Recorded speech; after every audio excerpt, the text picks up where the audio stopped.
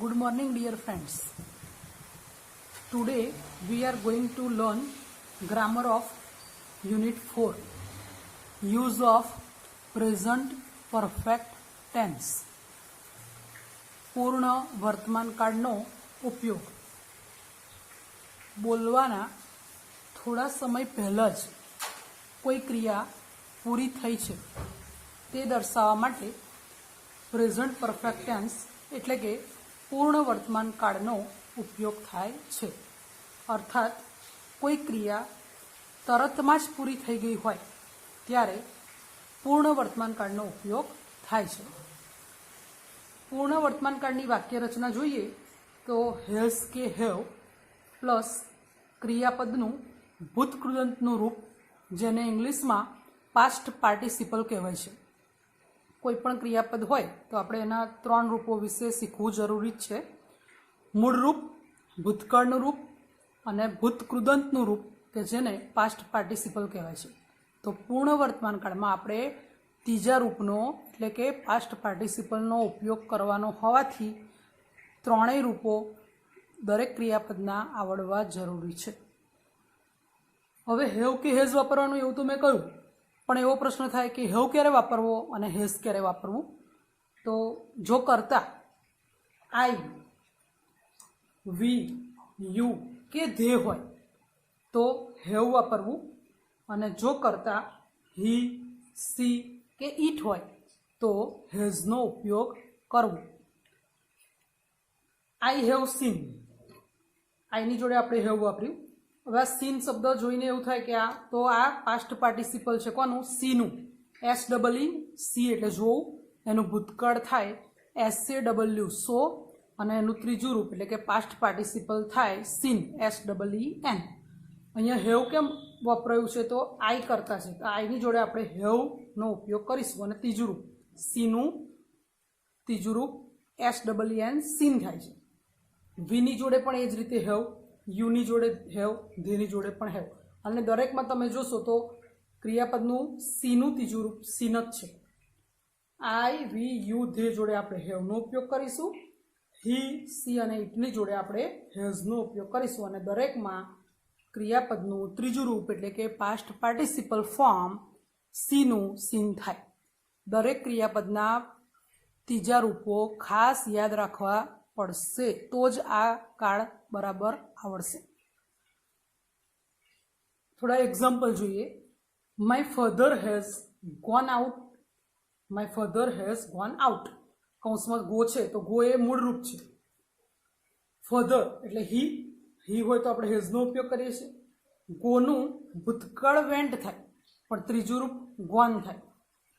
My father has gone out.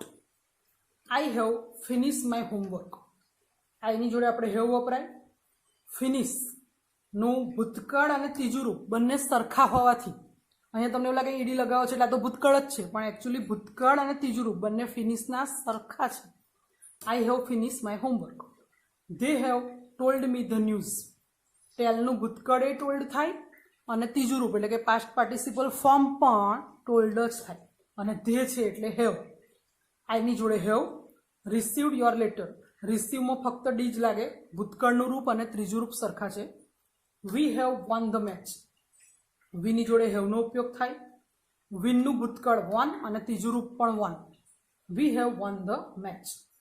I have recently taken a cup of tea. આઈની જોડે have વપરાય.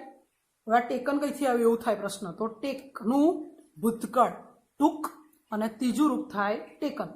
આઈ have recently taken a cup of T. હવે પૂર્ણ વર્તમાન કાળ સાથે કેવા કેવા ક્રિયા વિશેષણોનો ઉપયોગ થાય એ આપણે જોઈએ. તો પૂર્ણ વર્તમાન કાળ દર્શાવતા ક્રિયાપદ સાથે જસ્ટ, ઓલરેડી, યટ, એવર કે નેવર જેવા ક્રિયા વિશેષણોનો ઉપયોગ થાય. નકાર વાક્યની જો વાત કરીએ તો એની વાક્ય રચના કરતા વત્તા હેઝ કે હેવ વત્તા નોટ અને ક્રિયાપદનું ભૂતકૃદંતનું રૂપ એટલે કે ત્રીજું રૂપ પાસ્ટ પાર્ટિસિપલ ફોર્મ. અને પ્રશ્ન વાક્ય, તો વાક્યની શરૂઆતમાં હેઝ કે હેવ મૂકવાનું, પછી કરતા ક્રિયાપદનું ભૂતકૃદંતનું રૂપ મૂકવાનું. હવે આપણે step by step just, already, yet, ever અને નેવરનો યુઝ જોઈએ. જસ્ટનો ઉપયોગ ક્યારે કરવો અને પહેલાં તો એનો અર્થ શું થાય? તો જસ્ટ એટલે હમણાં જ. જસ્ટ શબ્દનો અર્થ થાય હમણાં જ. જસ્ટ શબ્દ ક્રિયા હમણાં જ થઈ છે એવું સૂચવે છે. આપણે ઘણીવાર બોલીએ મહેમાન આવે ત્યારે હમણાં જ ચા પીધી, લો તમે આવ્યા. તો હમણાં જ ચા પીધી એ જસ્ટ કહી શકાય.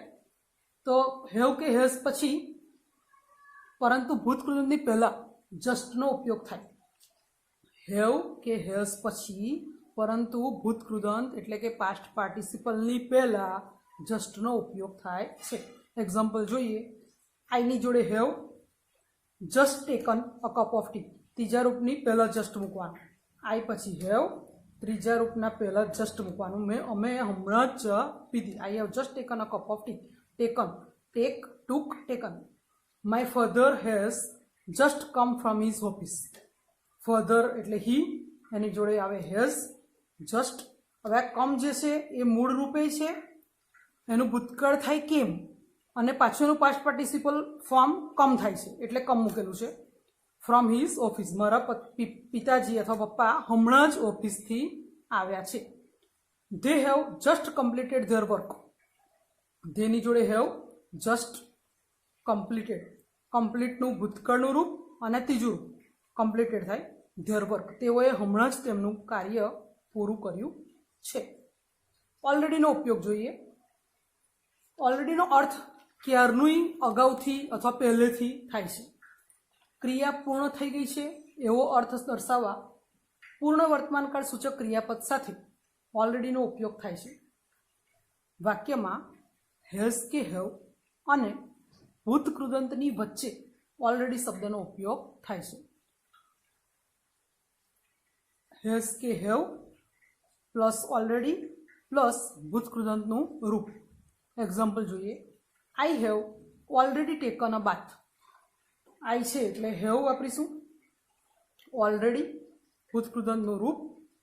આઈ have already taken a bath. મેં તો ક્યારનું નહીં લીધું છે. She has already made tea. તેમણે ક્યારની ચા બનાવી દીધી છે. મેડ છે, મેકનું ભૂતકાળ મેડ, ત્રીજું રૂપ પણ મેડ. તેંડુલકર હેઝ, તેંડુલકર એટલે હી છે એટલે has already scored a century. સ્કોરનું ભૂતકાળ અને ત્રીજું રૂપ સ્કોર્ડ થાય. યટનો ઉપયોગ જોઈએ. પહેલાં તો યટનો અર્થ હજી અથવા હજી પણ થાય છે. યટ શબ્દનો ઉપયોગ મોટે ભાગે નકાર વાક્યમાં કે પ્રશ્ન વાક્યમાં થાય છે. એક્ઝામ્પલ જોઈએ. Rahul Dravid has not hit 6 yet. આપણે મેચમાં કહીએ કે હજુય છગ્ગો એમણે ફટકાર્યો નથી, હજુ પણ નથી ફટકાર્યો. તો હજુ પણ નથી ફટકાર્યો એવું કહેવા માટે યટનો ઉપયોગ થાય. રાહુલ દ્રવિડ હી છે એટલે હેઝ, નકાર વાક્ય છે એટલે નોટ, હિટ ના ત્રણેય રૂપો સરખા છે. અ 6 યટ, રાહુલ દ્રવિડે હજુ સુધી છગ્ગો ફટકાર્યો નથી અથવા માર્યો નથી. He has not written my dictionary yet. આપણે કોઈને કોઈ બુક, નોટબુક કે ડિક્શનરી છે અહીંયા શબ્દકોશ આપી હોય ને આપણે કહ્યું હજુ મને પાછી નહીં આપી, તો આ રીતે વાક્ય રચના થાય. He has not written my dictionary yet. Yet એટલે હજી પણ અથવા હજી સુધી. પ્રશ્ન વાક્ય જોઈએ. વાક્યની શરૂઆતમાં પ્રશ્ન વાક્ય બનાવવા માટે વાક્યની શરૂઆતમાં હેઝ કે હેવનો ઉપયોગ થાય. Has Sanjay not return from school yet. શું સંજય હજુ સુધી સ્કૂલેથી ઘરે પાછો આવ્યો નથી? Has Sanjay not return from school yet. Why haven't you cook yet. તમે કેમ હજુ સુધી રસોઈ નથી બનાવી? અહીંયા WH ક્વેશ્ચનનો યુઝ કર્યો છે આપણે. Why haven't you cooked yet. તમે હજુ સુધી કેમ રસોઈ બનાવી નથી? WH ક્વેશ્ચનનો યુઝ કરેલો છે. હવે જોઈશું આપણે એવર અને નેવરનો ઉપયોગ. એવરનો અર્થ કદી અથવા ક્યારેય થાય છે, જ્યારે નેવરનો અર્થ કદી નહીં થાય છે, ક્યારેય નહીં. ભૂતકાળમાં કર્તાએ કદી કોઈ ક્રિયા કરી છે કે નહીં તેની જાણકારી મેળવવા માટે પૂર્ણ વર્તમાનકાળ સૂચક ક્રિયાપદ સાથે એવર શબ્દનો ઉપયોગ પ્રશ્ન વાક્યમાં થાય છે. ભૂતકાળમાં કર્તાએ અમુક પ્રકારની ક્રિયા કદી કરી નથી, ક્યારેય નથી કરી, જીવનમાં ક્યારેય પણ ના કરી હોય તેની જાણકારી આપણે મેળવવી હોય ત્યારે પૂર્ણ વર્તમાનકાળ સૂચક ક્રિયાપદ સાથે નેવર શબ્દનો ઉપયોગ થાય છે. એક્ઝામ્પલ જોઈશું પહેલાં એવરના ને પછી નેવરના. Have you ever travelled by air? શું તમે ક્યારેય પ્લેનમાં મુસાફરી કરી છે? Have you ever travel by air? Have you ever been to Delhi? શું તમે ક્યારેય દિલ્હી ગયા છો? I have never smoke. મેં ક્યારેય ધૂમ્રપાન કર્યું નથી. નેવર, ક્યારેય કર્યું નથી. My father has never taken tea. મારા પિતાજીએ ક્યારેય ચા પીધી નથી. ટેકન આપણે વાત થઈ એમ ટેક, ટુક અને ટેકન. ટેક એ મૂળ રૂપ, ટુક એનું ભૂતકાળ અને ટેકન જે છે એ પાસ્ટ પાર્ટિસિપલ ફોર્મ અથવા ગુજરાતીમાં કહીએ તો ભૂત કૃદંતનું રૂપ. ત્રણેય રૂપો ખાસ તૈયાર કરવા પડશે. Thank you.